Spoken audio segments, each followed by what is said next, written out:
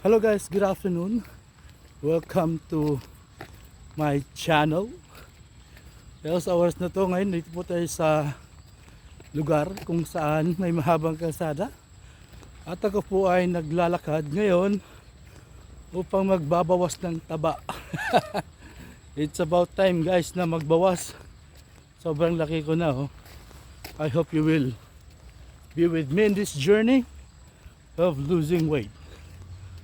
Target na makapagbawas ng timbang at least 2 kilos sa isang buwan. Ganda ng lugar oh, tingnan mo. Parang mahabang kalsada lang siya. Very comfortable maglakad. Ako lang mag-isa. So it's about 3 o'clock ngayon sa hapon ito. Actually kakatapos na ng ulan. Naisip ko na maglakad-lakad. Kahit mga 30 minutes lang per everyday, no? Para makapag-lose ng weight. At syempre, samahan na rin natin ang pagkocontrol sa pagkain. Actually, as of now, yung timbang ko guys, nasa mga 287 pounds. Ay masyadong mabigat yan para sa edad ko at the same time sa height. So yung category ko talaga is obese. Not only obese, mga category 3 sa obese. And look at that guys oh. Sa kabila naman dito na side puro puno ng mangga. Ayan sila oh. Yan, haba yan.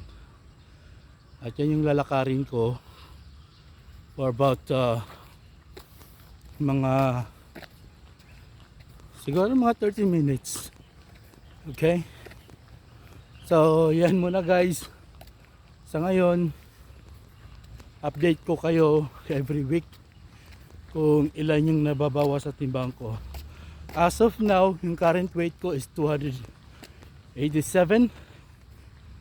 And parang napapansin ko na talaga, hindi na napapansin, matagal na. Medyo mahirap pag ganito yung build ng katawan, no?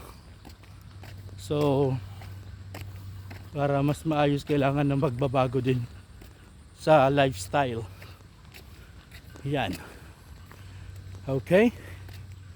So yan muna sa ngayon, and hopefully sa mga kasama natin dyan, sabayan nyo ako. Kung gusto nyo po sa mag lose ng weight, then kailangan po natin mag start ngayon. Okay? So ayan muna, maraming salamat for watching. Bye bye.